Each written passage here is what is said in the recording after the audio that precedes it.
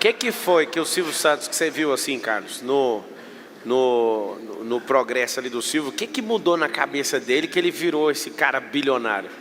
É igual a você, a pessoa já nasce com destino. Ele era camelô, pô. Ele era camelô. Chegou a ter essa potência. É cabeça, né?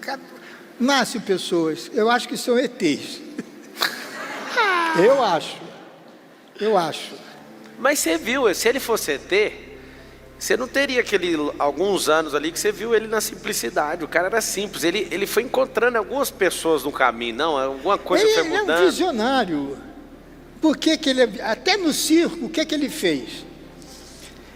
Ele gosta de dinheiro. Quem não gosta? Então o que ele fez? Ele contratou os artistas mais baratos que tinha na rádio, pagava por mês.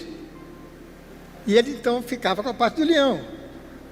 Então ele tinha Humberto de Campos e seus bonecos, fazia ventrílogo. Ganhava uma merreca. Tinha outro cantor, Soquê Lopes. Isso foi em 1954, gente. E eu estou com 88 anos, então minha cabeça está um pouco... E ele então começou a ganhar dinheiro com o circo. Com o circo? Com o circo. Porque a parte do leão era dele. Entendeu? Não era igual ao nosso, ele dividia igual. Até que um dia ele, precisa ter um carro. E ele fez então, é que eu me esqueço os nomes. O Carlos Kerlakian, esse eu me lembro, era dono de um grupo de sapatos. Ele era candidato a deputado estadual. E o deputado federal era o dono da VMAG. A VMAG era uma marca de automóvel que tinha naquela época. Ele queria ser deputado federal. O que o Silvio propôs? Vocês me dão um Jeep e um alto-falante, um amplificador. Quando acabar as eleições, se vocês ganharem, o Jeep fica para mim. Então o Silvio acabava o programa do meu pai às 2 horas da tarde, comia um sanduíchezinho, pegava o Jeep dele, ia para, sei lá para onde, para qualquer dessas bibocas daí. Alô, sábado. O Silvio tinha o apelido de peru, porque ele ficava muito vermelho, meu pai ficava mexendo com ele, ele ficava lendo, e meu pai levantava assim a calça dele, botava a mão assim na frente, ficava, entendeu? E ele ficava vermelho. Então era o peru que faz, mas isso só, nunca ninguém chamou o Silvio de peru. Não, Não, mas é. Então, sábado, a caravana do peru que fala com o fulano de tal. E hoje é o Silvio Santos. Hoje não, 100 anos é o Silvio. Porque ele tinha uma visão enorme. O caso do baú é um exemplo disso.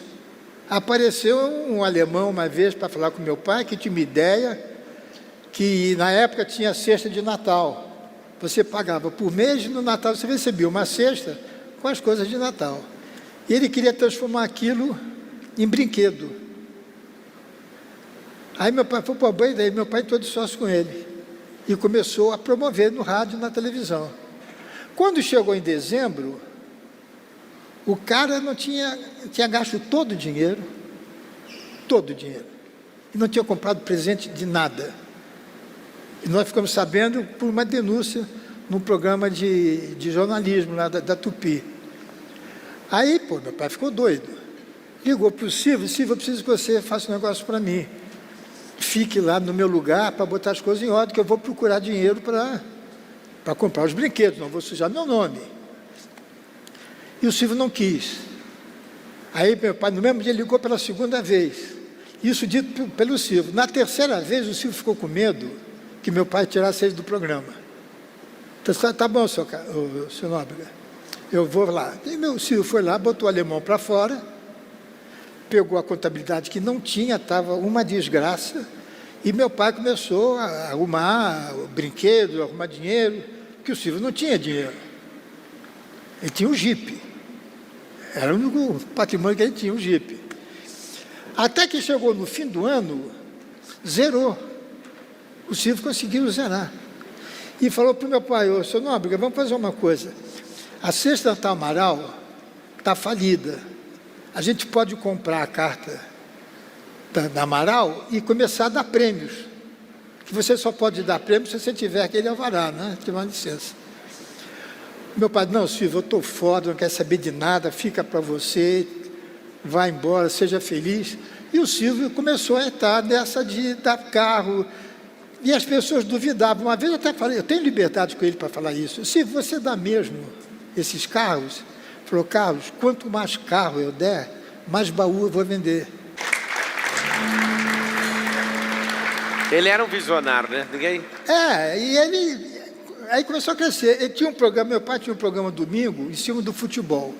E quando nós saímos da Paulista, como meu pai era muito amigo de Vitor Costa, ele tinha morrido, ele devia muito dinheiro ao meu pai, de salários, de publicidade e tal. E meu pai jamais iria cobrar de um amigo, ainda mais morto. E quem ficou no lugar do Vitor foi o padrasto do filho dele, que era um banqueiro. E era muito dinheiro. Então eles fizeram uma proposta para o meu pai. Meu pai gostava muito de viajar. Eles pagaram uma viagem para meu pai de volta ao mundo. Meu pai saiu de São Paulo, foi para a Europa, a Ásia, chegou lá no Japão, voltou para a África do Sul, pago pela dívida. Deu um dinheiro em dólar e deu 2 horas aos domingos em cima do futebol, que o Silvio ficou com esse programa para ele. Então apresentou futebol, Silvio? Não, ele fazia um programa de negócio de velha surda, forca. E foi crescendo. A TV Paulista foi vendido para a Globo. O Silvio estava no meio da programação. Se acertaram, aí Deus ajudando é covardia. Ele passou a ter 4, 5 horas de programa, explodiu. E ele foi muito, por ser camelô, é triste falar isso, tinha um preconceito muito grande. E começaram a prejudicar o Silvio. A Globo queria entrar na parte comercial do Silvio. O Silvio disse, não, esse horário é meu. Então começaram a podar. Ligaram para o João Calmon, que a Tupi era um condomínio. Né? Eram 21 estados, era um condomínio. E o João Calmon era o presidente desse grupo. Para começar a não contratar o Silvio, caso o Silvio saísse da Globo. Só que o Silvio conseguiu de uma graninha e foi para a Tupi fazer o programa. Que virou Record depois. A Tupi ou não? Não, Tupi faliu. Não, ele nunca trabalhou na Record. Aí começou, ele tinha o programa já prejudicado na Globo e a quinta-feira na Tupi. Mas os dias dele estavam contados. Ele sabia que uma hora a força dos homens era maior que a dele. Aí ele queria ter uma televisão. E foi na época da ditadura. E vocês não sabem o que é ditadura, há de não saber nunca. Só que meu pai, desgraçadamente, era muito amigo do coronel que tomava conta de São Paulo, que tirou a demada, botou lá na tela, aquela história toda que não vale a pena falar. Ele era muito amigo do meu pai. E por intermédio do Rubem, desse coronel, tinha um amigo do meu pai que era presidente da Cobal, que dá alimentação para todos, né, para o Brasil inteiro. E não quiseram dar uma televisão para o Silvio. A ditadura. Porque o Silvio era um camelô. Eles não viam o gênio que o Silvio era. Uau! Queriam ver só lá, que não é lado ruim, ser pobre não é ruim. Tá? Mas para o meu pai eles davam. Então eles entraram com um pedido de uma concessão, e isso tem gravado. O Silvio já botou isso, inclusive, no ar uma vez, onde meu pai está recebendo a emissora e o Silvio agradecendo ao ministro e ao meu pai. Foi a única vez que eu vi o Silvio chorar, porque meu pai já estava terminal, meu pai já estava nas últimas, e ele foi a Brasília receber a concessão, e dizendo que finalmente a televisão brasileira ia ter um canal feito por artistas, para dar emprego para os artistas, para os pintores, porque a Globo era muito americanizada, não é? vinha tudo dos Estados Unidos. E as outras estações, eles queriam canal, mas não queriam dar programação. Não vamos citar nomes, mas é assim. E ganharam.